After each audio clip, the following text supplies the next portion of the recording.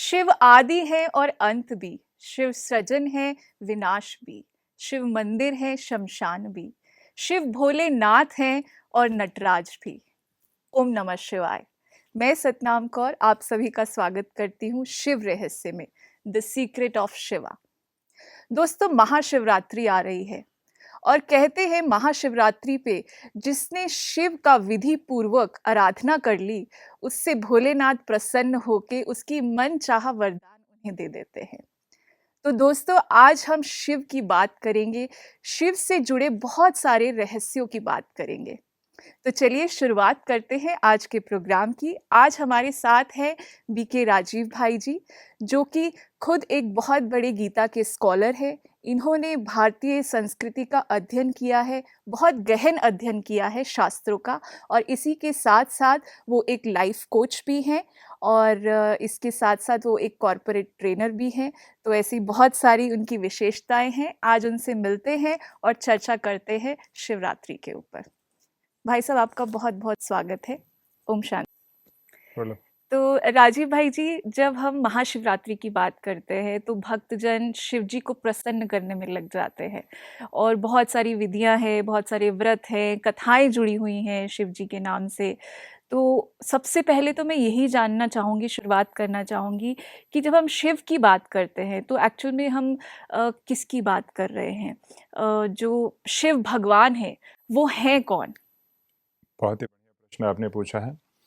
और शिवरात्रि में की जब हम बात करते हैं तो निश्चित है कि हमें शिव का परिचय अवश्य होना चाहिए कि शिव है कौन।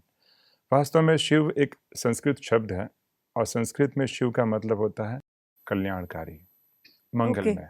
ओके। तो शिव वो है जो अपने आप में ही कल्याणकारी और मंगल है। अभी जैसे आपने शुरुआत में कहा, हमारे बहुत सारे श्रोता हैं जो ये कई बार इस मंत्र का उच्चारण भी करते हैं सहजता, और वो क्या कहते हैं? ओम नमः शिवाय। ओम नमः शिवाय। तो we should know the meaning behind what is the meaning of the word. जो हम संस्कृत में जो शब्द यूज कर रहे हैं उसका हमें अर्थ मालूम होना चाहिए जी। तब उस अर्थ में हम सहज उस भाव से उनकी याद में स्थित हो सकते हैं जी।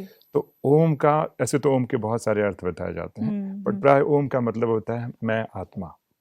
और नमः का मतलब होता है नमस्कार करना। जी।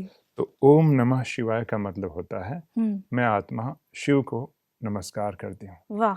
तो केवल ये उच्चारण की बात नहीं है, मंत्र की बात नहीं है। जाप तो मैंने बहुत की ओम नमः शिवाय के 108 सोमवार को, लेकिन मीनिंग मुझे आज समझ में आया। तो वही बात है कि हमारे भक्तगण जो होते हैं, शिव के जो भक्तगण होते हैं, वो बड़ी प्रेम पूर्वक ओम नमः शिवाय का मंत्र का उच्चारण तो कर देते हैं जी, लेकिन उसके अर्थ स्वरूप में टिकना ये एक बहुत बड़ी बात है जी। तो केवल हम एक दृढ़ संकल्प करें कि जब भी हम ओम नमः शिवाय बोलें तो उसके साथ दिल से, एकदम तहे दिल से, दिल की गहराइयों से कि हे शिव, मैं आपका दिल से नमस्कार या नमन करता हूँ। वाह, कितना सुंदर मीनिंग है।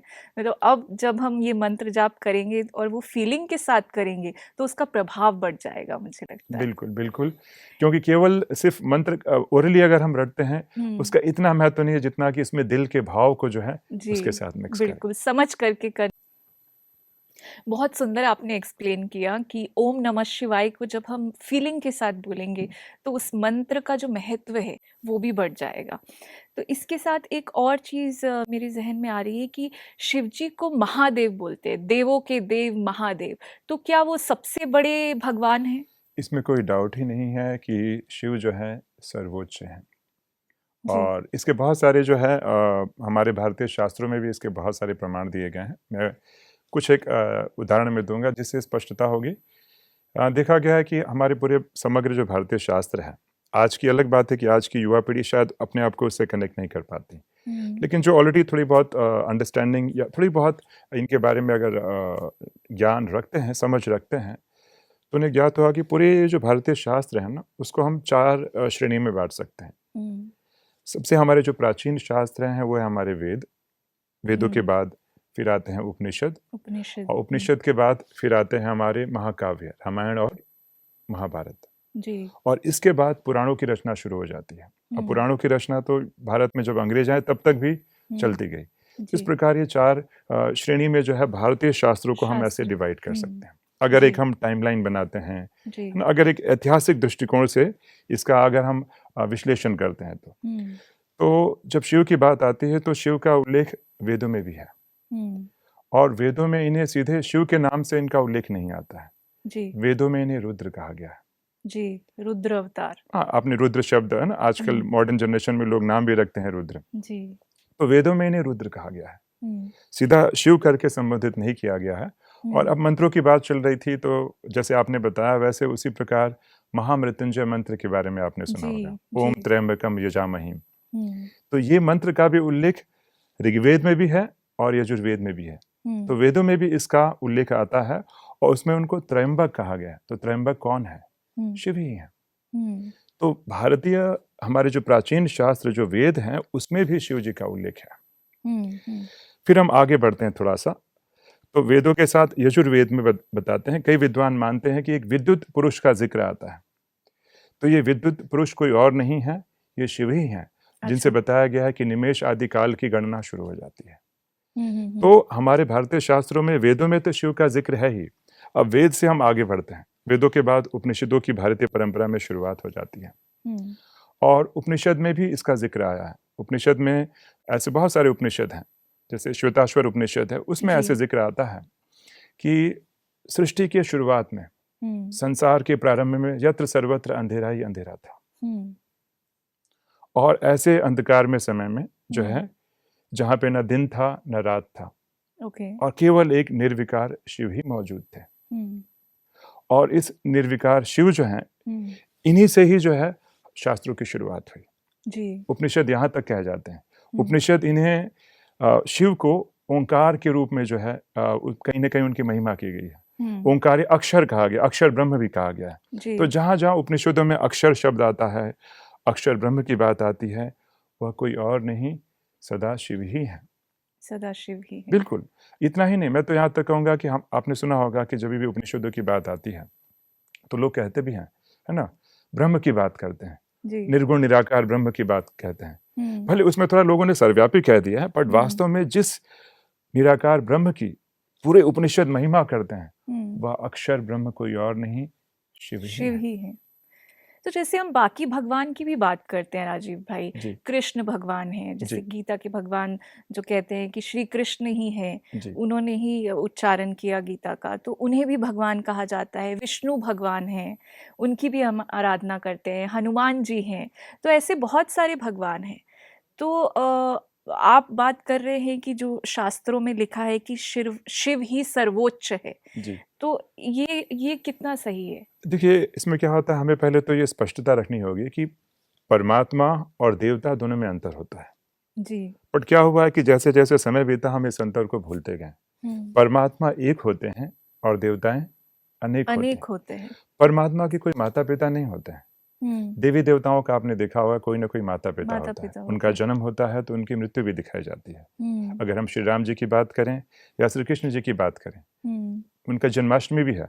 जी, तो साथ में श्री कृष्ण जी कैसे जो है वो शरीर छोड़ते हैं, उनके पैर हुँ, में तीर लगता है, वो घटना का भी जिक्र है। जी, उनकी मृत्यु का भी हाँ, है। राम जी जो है कैसे जो जल समाधि लेते हैं, उसका भी जी, जिक्र है। जी, तो जो देवी देवताएं होते हैं, हुँ, वो कहीं ना कहीं कर्म बंधन के चक्र में जरूर आते हैं। एक आकारी हाँ, स्वरूप एक में है आकारी वो। स्वरूप, और क्या होता है कि जहाँ शरीर है ना, वहाँ हुँ, कुछ ना कुछ कर्मों का हिसाब किताब भी होता है, जी, और इसीलिए उनके जीवन में कुछ ना कुछ सुख और दुख दिखाया जाता है। जी, लेकिन परमात्मा जो होते हैं, हुँ, वह उस नस नाड़ी के बंधन से बिल्कुल ही परे हैं, हुँ, उस सुख और दुख के बंधन से बिल्कुल परे हैं। हुँ, उनका कोई शरीर नहीं है, उनके कोई माता पिता भी नहीं है, हुँ, और इसीलिए उनको कई बार स्वयंभू भी कहा गया है। हुँ, और तुलसीदास ने तो यहाँ तक लिख दिया है कि आपने जानते होंगे, अगर आपने रामचरित मानस के बारे में थोड़ा भी अध्ययन किया होगा, कि बिन पग चले सुने बिन काना, बिन कर करे कर्म विधि नाना। जी, उसके कर नहीं है फिर भी वो कर्म कर रहा है, उसके कान नहीं फिर भी वो सुन रहा है, हर प्रकार का कर्म कर रहा है। तो राइट, परमात्मा जिसकी बात चल रही है, वह निराकार है। जी, बट अक्सर करके लोग क्या समझ बैठते हैं कि निराकार का मतलब ये होता है कि उसका कोई आकार ही नहीं है। ऐसा नहीं है। जी, निराकार उसे इसलिए कहा गया है क्योंकि उनका जो है हमारी तरह शारीरिक आकार नहीं है। अच्छा, हुँ, आत्मा को भी निराकार कहा गया है। तो राइट, शारीरिक तुलना में हुँ। तो जैसे लोग ये समझते हैं कि भगवान निराकार है, और गीता में भी ये दिखाया गया है कि जब कृष्ण भगवान ने अपना असली स्वरूप दिखाया तो वो उनको एकदम प्रकाश के रूप में ऐसा दिखा था। और मैं खुद सिखिज्म से बिलोंग करती हूँ, तो हमारे ग्रंथ में भी माना जाता है कि निराकार है भगवान। तो आपने अभी ये जिक्र किया कि भगवान का भी आकार है, तो मैं वहाँ पे पूछना चाहूँगी कि फिर उनका क्या आकार है? नहीं, बहुत ही अच्छा आपने कहा प्रश्न। देखिए क्या है कि जो हम निराकार कहते हैं, तो मैंने जैसे बताया कि शारीरिक आकार नहीं है, लेकिन शारीरिक आकार के कंपैरिजन में कुछ ना कुछ तो आकार होना चाहिए, तभी तो जी। हम ध्यान केंद्रित कर पाएंगे। जी। कई कई लोगों ने निराकार का अर्थ ये समझा कि सर्वव्यापक है, कोई आकार नहीं है। बट अगर कोई आकार नहीं है तो हम भगवान का ध्यान कैसे करेंगे? जी। तो वो निराकार का मतलब ये होता है कि शारीरिक आकार नहीं, लेकिन एक ज्योति बिंदु स्वरूप है, कहीं ना कहीं एक बिंदु स्वरूप है। क्योंकि बिंदु या एटम से भी सूक्ष्म कण होते हैं, कई लोग मानते हैं उनका भी कहीं ना कहीं सूक्ष्म में आकार होता ही है। बिंदु तो का भी कोई एक स्वरूप है, यस, उसको हम इमेजिन करते हैं यस, जीरो बिल्कुल, जीरो के रूप में। बिल्कुल। और इसके और क्या होता है ना, इसके बहुत सारे जिक्र कहीं ना कहीं आ जाते हैं। हाँ, जैसे भी आप आकार की बात कर रहे हैं, सेकंड कंफ्यूजन लोग इसमें भी कर देते हैं। कई लोग निर्गुण निराकार कहते हैं। So when they think about the word निर्गुण, तो उनको लगता है कोई गुण ही नहीं है। तो बड़ा आश्चर्य की बात लगती है, जिस चीज का कोई आकार नहीं है, जिस चीज का गुण नहीं है, तो आप किसकी आराधना कर रहे हैं? तो आज के बाद जब भी हम शब्द सुने निराकार, इसका मतलब शारीरिक आकार नहीं, लेकिन ज्योति बिंदु स्वरूप। ओके। और जब भी ये शब्द सुने कि निर्गुण, इसका मतलब काम, क्रोध, लोभ, मोह जैसे अवगुणों से वो निर्गुण है। ओके। वरना परमात्मा तो गुणों के सागर है, गुणों के भंडार हैं। और अगर आप आकार की बात कर रही थी, तो मैं यहाँ तक आपको बताऊं फिर भी कि what exactly is the shape, क्या शेप है उनका। तो आप देखेंगे कि हमारे जो, ये तो मैं वेदों का रेफरेंस बता रहा था आपको, वेदों और उपनिषदों का, लेकिन इसके बहुत काल के बाद महाकाव्य जैसे रामायण महाभारत भी लिखे गए, मनुस्मृति भी लिखी गई। तो महाभारत और मनुस्मृति में भी जिक्र आता है जी। और जब हम महाभारत पढ़ना शुरू करते हैं तो स्टार्टिंग के चैप्टर में ही आता है, मनुस्मृति के स्टार्टिंग के चैप्टर में ही आता है, और ये आता है कि सृष्टि के आरंभ में अंधेरा था जी। और सृष्टि के आरंभ में एक अंड प्रकट हुआ। अंड मीन्स ओवल शेप, कहीं ना कहीं एक अंड प्रकट हुआ, जिससे जो प्रकाश में था, जो तेजोमय था, प्रकाश में था, हजारों सूर्यों से तेज था, और उससे सृष्टि का आरंभ हुआ। तो बड़ा एक आश्चर्य की बात है कि जब हम ये शास्त्रों का रिसर्च कर रहे थे, तो हमने पाया कि लगभग जितने भी हमारे भारतीय शास्त्र हैं, उसमें शुरुआत ही ऐसे की जाती है, अंधेरा, और एक बताते हैं कि एक अंड का प्रकट होना, फिर प्रकाश आता है। प्रकाश आता, और इस प्रकार से शुरुआत होती है सृष्टि की शुरुआत। सृष्टि की शुरुआत। ये मैं केवल सिर्फ महाभारत और मनुस्मृति की बात नहीं कर रहा हूँ। आपको आश्चर्य होगा कि अगर हम शिव पुराण की बात करें, शिव पुराण में तो यहाँ तक स्पष्ट कर दिया गया है कि प्रलय काल में, कलयुग के अंत में, प्रलय काल में एक ज्योतिर्लिंग प्रकट हुआ, जो कि तेजोमय था, प्रकाशमय था, और जो न घटता था न बढ़ता था। बिल्कुल उसी प्रकार कांस्टेंट था। और फिर बताते हैं कि इससे ही जो है, बताते हैं उससे ही जो है सृष्टि का जो है उद्गम, या सारी बातें जो है शुरू होती हैं। तो मुझे बड़ा सरप्राइज लगा, केवल वेदों की बात नहीं, केवल रामायण महाभारत की बात नहीं, और मतलब समग्र जितने भी भारतीय पुराणों की अगर हम बात करते हैं, सब जगह शुरुआती। हाँ, नहीं, जैसे शास्त्रों की बात मैं यहाँ पे करना चाह रही हूँ कि आप हिंदू शास्त्र की बात कर रहे हैं, लेकिन बाकी धर्मों में बिल्कुल जब बिल्कुल, हम बात यस, करें, यू विल बी सरप्राइज कि हम बाइबल का अध्ययन कर रहे थे और कुछ ज्यूइश ग्रंथ का अध्ययन कर रहे थे। सॉरी, यहाँ पे इंटरप्ट कर रहा हूँ मैं। ईश्वर का आत्मा जल पे डोलता था।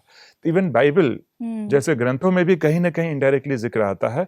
तो इसका मतलब जितने भी भारतीय शास्त्र और विदेशी शास्त्र है, यत्र सर्वत्र शुरुआत इसी से होती है, अंधेरा और एक ज्योति या एक अंडा का प्रकट होना और सृष्टि का प्रारंभ होना, जो इस बात का सूचक है कि परमात्मा निराकार है, ज्योति स्वरूप है, शारीरिक आकार नहीं है, और वो सर्वोच्च और काफी पुरातन अर्थात काफी प्राचीन है। बहुत सुंदर राजीव भाई जी, आपने जो परमात्मा का आज परिचय दिया, उससे मुझे तो बहुत क्लियरिटी मिली है, एंड आई एम श्योर हमारे दर्शकों को भी बहुत क्लियरिटी मिली होगी। ऐसे बहुत सारे रहस्य हम आपके लिए लेकर आएंगे फिर से अगली कड़ी में। ओम शांति।